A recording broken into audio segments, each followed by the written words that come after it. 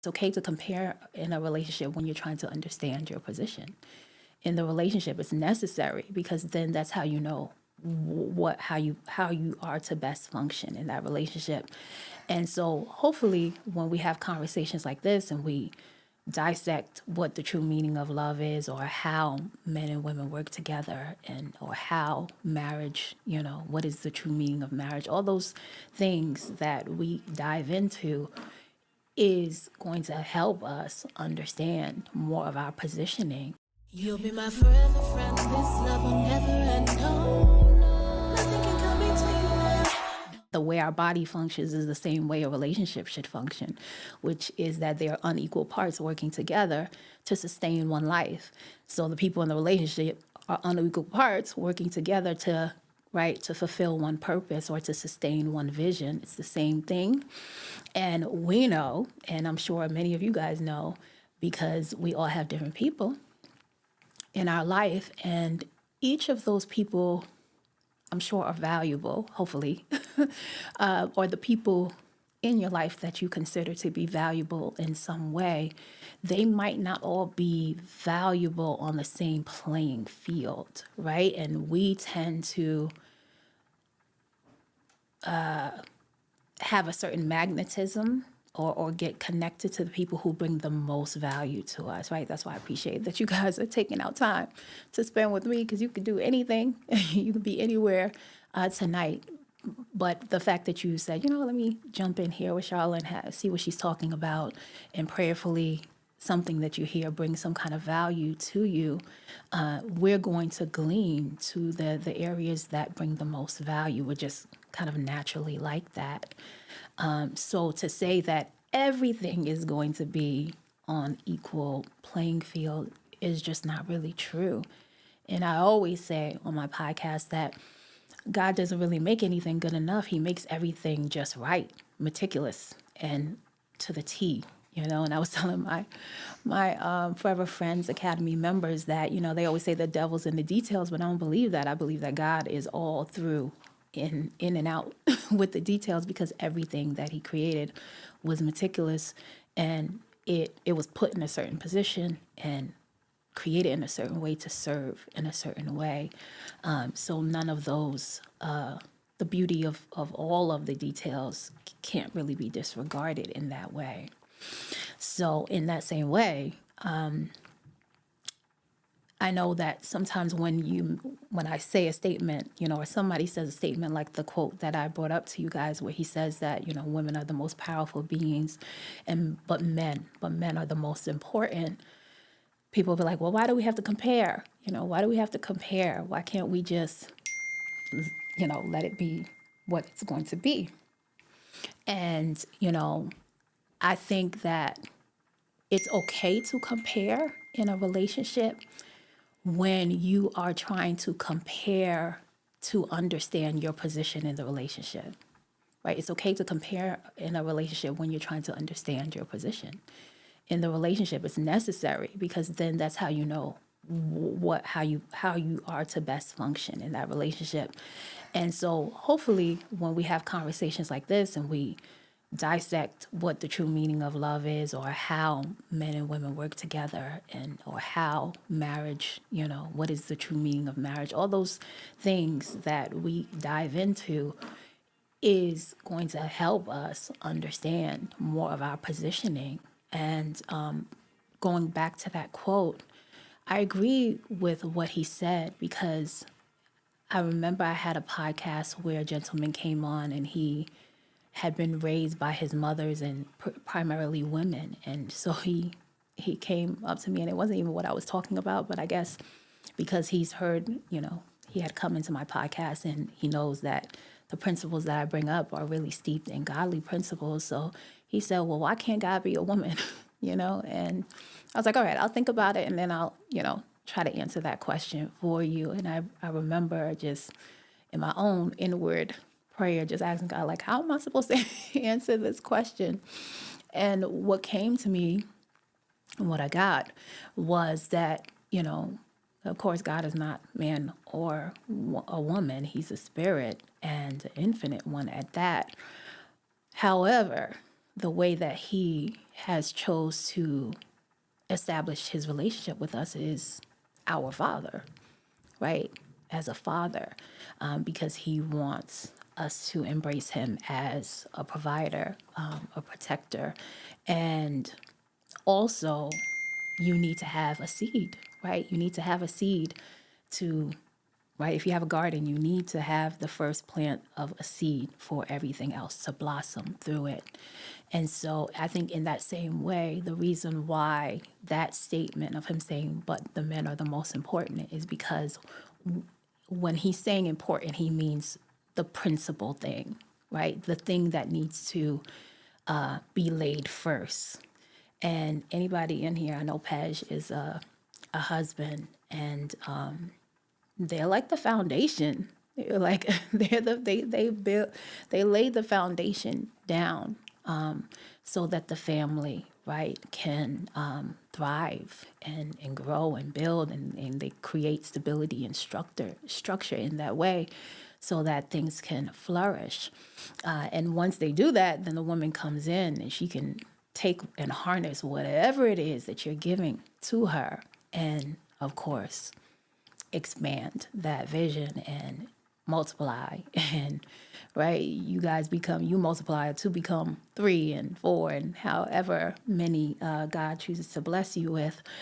So I can understand, because if you take that piece out, a lot of things crumble. And I think right now, especially in the culture of today, I think a statement like that is so necessary, because I do believe, one, that marriage is kind of just relationship between men and women, the dynamics, it's being threatened and attacked right now. And I think along with that, what else is being attacked is the male presence, the importance of the male presence, not only just in the family, but also in society.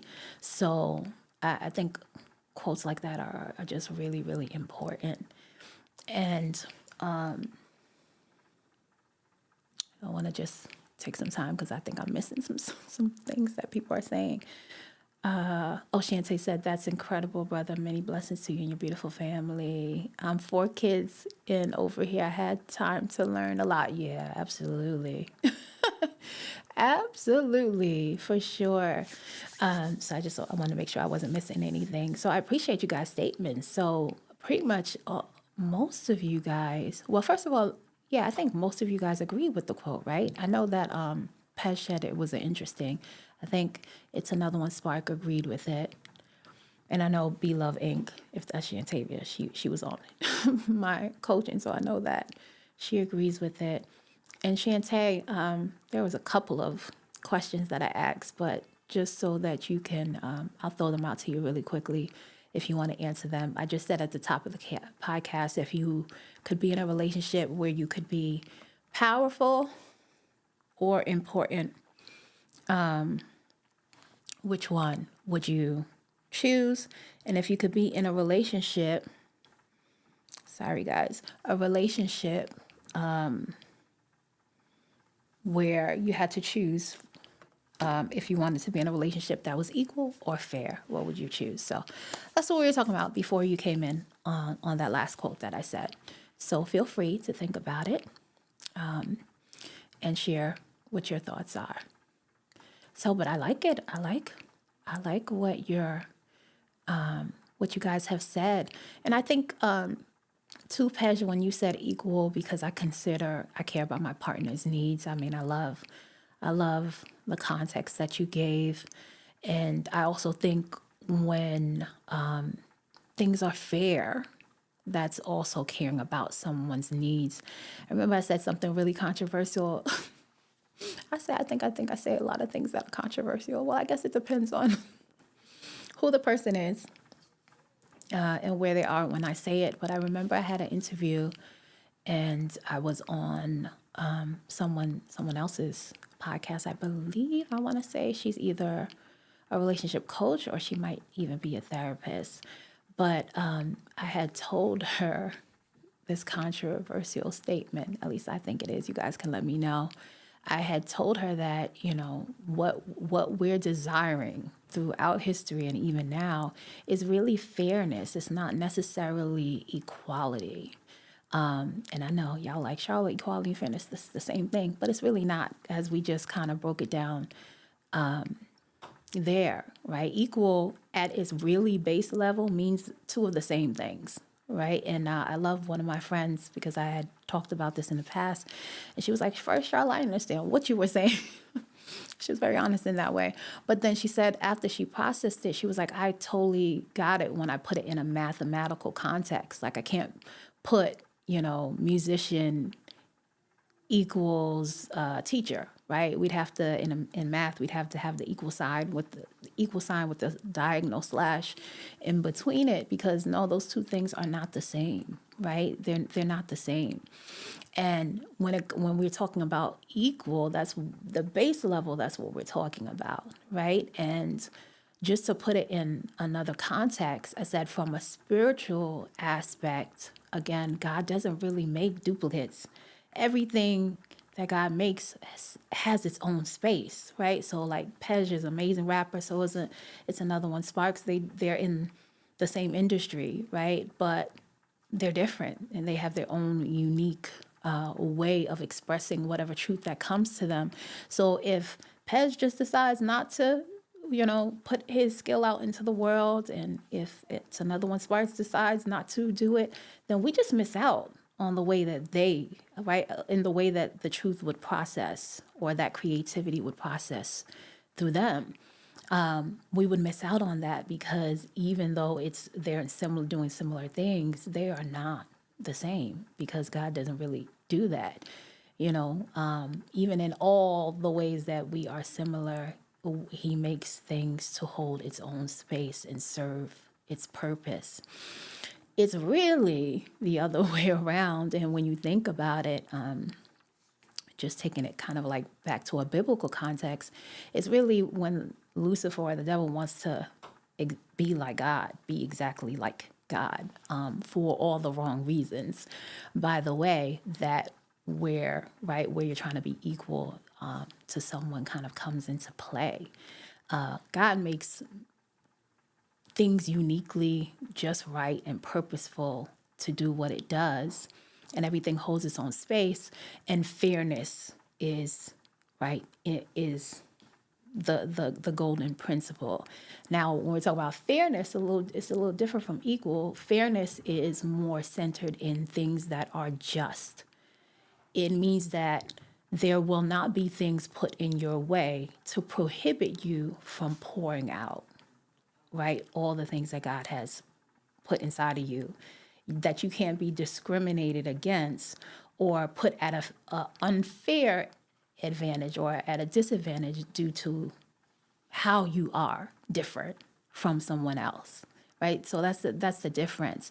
It's another one. Spark says when Adam and Eve sinned, God looked for Adam because it was most important that he knows what they did was wrong. He did not look for Eve. Very true. So important that that understand their role as the head of the household. Yeah, absolutely. And what I thought was a really good point.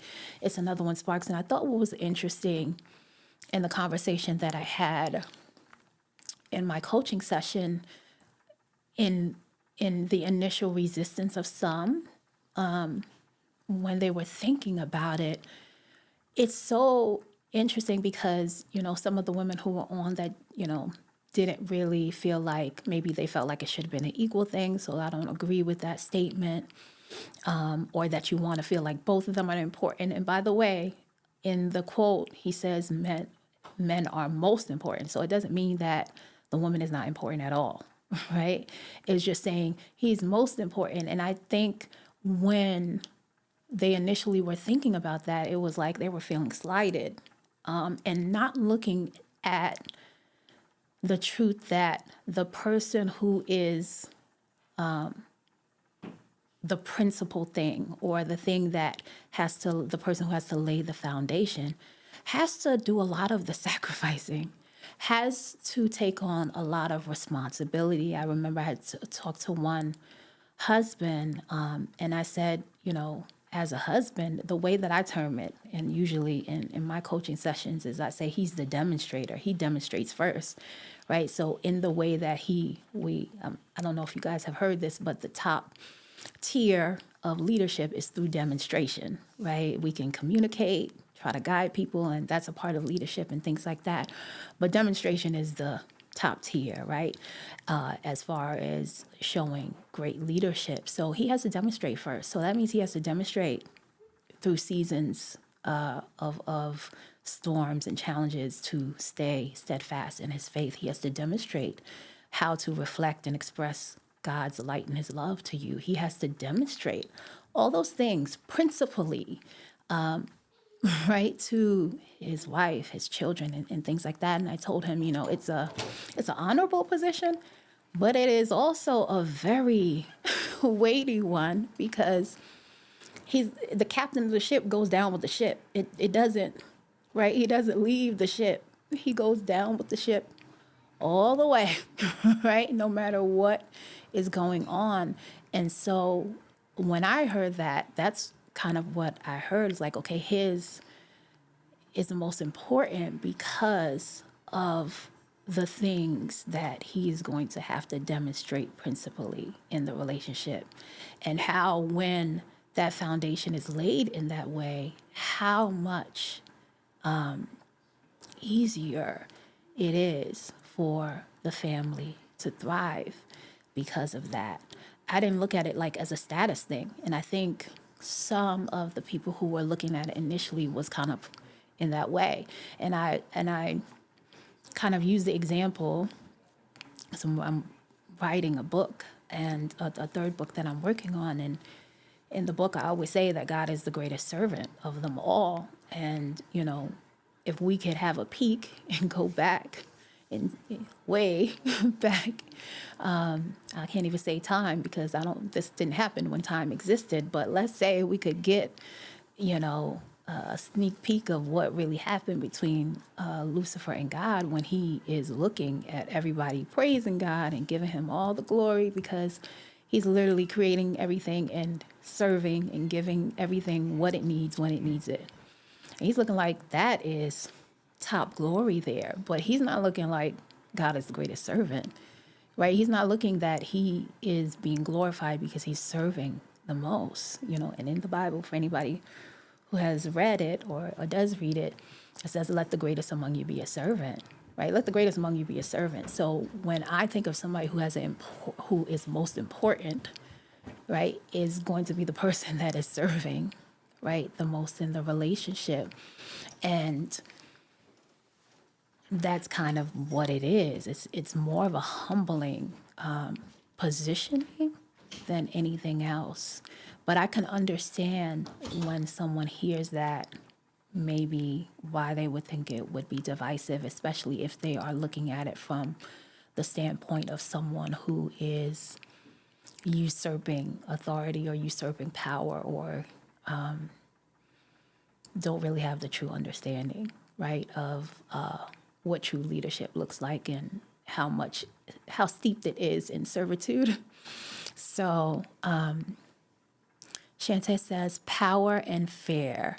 Power so I can be the best version of myself while in the relationship. Fair because everything is not created equal. We all have our roles, and not every role is equal. And it's another one. Sparks said, women and children come first, right? Right? And then you got to go down. You got to go down with the ship, right?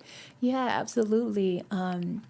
So I think, and I always love statements like that, because I always say that God is so amazing. He knows exactly what principles and truths to kind of put in our relationships to check the ego and to check our selfishness in it. Because if you really look at it, if in that statement, women are the most, the woman is the most powerful being, but the man is the most important. The idea is that you're supposed to be a collective unit, right? Even though it's unequal parts working together, you're still a collective unit, working towards one right? Fulfilling one purpose and one vision.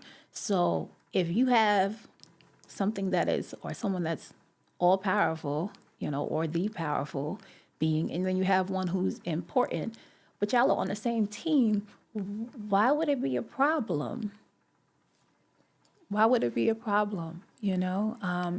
Unless we are now comparing in the way that I was talking about before, where now I'm comparing because I need you to be doing the same thing I'm doing. I need to feel for me to feel like this is a reciprocal relationship and that you're giving your 100, it has to come through the lens of how I'm serving in the relationship versus from me understanding how you're supposed to serve, how God created you to serve in the relationship. Not necessarily, for me saying, okay, kind of tit for tat, I do this, you do that. Because their relationships don't really work like that. And it's another one as far as says a lot of people are not on the same team. You got that right. That's the problem. Too many chiefs, not enough Indians. Yeah, that's the truth. And I think statements like that, that's what it causes. It causes, I said to my participants when I was doing my coaching session, it's like a statement that is like an invisible laser that goes through you and it assesses it lets you know where you're at and from what place you're thinking when you answer that question. Because if we're supposed to be one, and that's really the goal where we're going to, is for it to reflect how our body functions, that we have all these unequal parts, right? We have all these different organs, we have all these different systems that are sustaining, our livelihood and well-being. And you kind of know that even though these things are important, right? The brain has its own important function, the heart, all of it has its own value. However, it's not valuable if it's not sustaining the life, right? And so I think when it comes to our relationships, that's what we proceed with. It's like, okay, we know that collectively, whatever the vision that we're birthing is greater than what we can do individually. And so every action that we do, if we're thinking about that oneness, then it doesn't matter if it's highlighted that you're the most important or that I'm the most, the powerful being, because that's what's going to be, right, the elixir that binds us together. We're part of the same kingdom. We're part of the same mission. So it actually should be kind of like a good thing. Right? It should be a good thing that, okay, we got this and this. But of course, that's going to take some dropping of the ego to be able to embrace it like that and not see it as being slighted in a certain way. And Shantae says, thank you, King Jesus, for a better understanding. Yeah, amen to that. And I thought about, in one of the examples that I thought about, because of course, when I hear a statement, I want to process it. And I don't want to just jump the gun and say, oh, yeah, I believe it or I agree with that. Unless it's just like outright, where it's like, okay. And even in that, even when that does happen, where I hear something and it rings really true, I still let it process through me.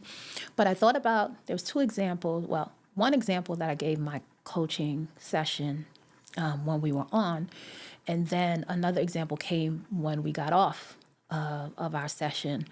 The first example was thinking about chess. I don't really play. I do want to learn. I do want to learn. I'm not really good at it. But I do know this. I know that the queen is pretty much, right, the piece. She can move all different types of ways, and you can kind of use her to protect the king, right? But the idea and the goal of the game is to get the king in checkmate and remove him. And once that king is removed, then the game is over, right? But once that king stays in his position, then, right, that queen can just go. She can move all in all the ways that she can. And then I thought about what Shantae was just saying, just leaning to what she was saying about Christ. And I was thinking about in the Bible where it says, you know, when Christ says, "Greater things shall you do," right? And I and when I think about that, I think about, you know, how he says the Holy Spirit shall come afterwards. And I think it's also the fact that Christ, he lays down the foundation, right? He is the bridge for the salvation. And he's saying out of his mouth, greater things will you do. But does that take away from the fact that if he did not do that act, right, the bridge to salvation would not be there? No, he's saying greater things shall you do because, right, I came to fulfill this, right, be the fulfillment, the word of God. And I'm going to do this in a certain span of time, and then I'm going to go, right? But you're going to continue the work. Now God's Spirit can dwell in you, and you can expand the message and the truth of God. And the more that you can kind of, you know, work with each other, the better. But at the same time, it's still not taken away from the fact that he laid that foundation down. And I think it's so telling of what's going on in modern day culture now, because even someone who was on the session that I was introducing, the quote that I introduced, well, the third quote, because I introduced a lot of questions to you guys tonight, but the quote that I introduced to you guys, she was saying, well, what about the dynamics, you know, like when the woman is the breadwinner and the husband is not, and he supports her. And I'm like, well, that's what we were talking about earlier, where the dynamics in the relationship shift. But just because those dynamics shift, the order and the structure doesn't. You know, the order and the structure doesn't shift. And it's like a woman valuing how much money she makes over the fact that she can literally, you know, harness life within her. You know, one can't equate to the other, you know, and I know that not all women can bear children, but I'm talking to the ones who have been able to do that, and it still stands the truth that there's no way that you can equate to how much money you're going to make to the fact that the amount of, I guess, sharpening of your character, the amount of transformation that you go through, the amount of sacrifice that you give when you go through that process. There's nothing that can really equate to that, really, you know. And for the woman who might not biologically can have it, but decides to, if she chooses to adopt and become a mother in that way, that also still takes a lot of sacrifice and a lot of transformation, right? So it's still the same thing, but I think, you know, in that person presenting that example, that's what she was thinking. Like, okay, well, now the woman makes more money, so then that shifts the truth of it. It's like, no, that man supporting her in that way is still creating a certain consistent stability and strength for her. So I think it's much needed. It's much needed, especially in what's going on now in the current day. So I think it's great. I love you guys' feedback. I wasn't sure of how it was gonna go or what you guys' thoughts were gonna be on it, but a lot of you guys on here seem to like agree with it and understand. And I think it is important. It's important to honor the importance of the male presence in the family. And it's undeniable because, listen, across nations, and I said it even in the coaching session I was on, if it comes to war, they're going to go after the men first. They would be very foolish not to, because they're going to try to cut off, cut off the head so that they can, right, just go through that nation. So it's undeniable the many different systems that are put in place for that to happen. And why would that happen that way if they weren't? You know, and I was saying to some of my participants that, you know, you can kind of see sometimes in relationships where sometimes when lack of honor starts to diminish in the relationship, that you can kind of see where the man starts to feel like he's not, you know, his positioning, what he's doing is not important. So I can see definitely why the necessity of that statement, because you can, right? We're living off of many foundations that have been built for us, right? Just whether it's just the luxury of being able to travel, the luxury of some of the electricity and the heat and all kind of things that you have, and we forget about it. We just think like, okay, we're doing this day by day, and forgetting that these things had to be laid down for us to be able to experience it. So that's kind of like, I guess, a natural thing that happens. And you can kind of see that in the dynamics of relationships, you know, where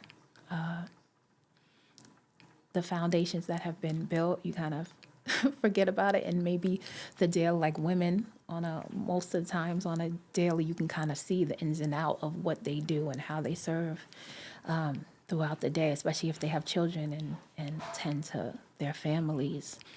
And oftentimes maybe what the male presence that's there, the things that that husband does, sometimes it's unseen.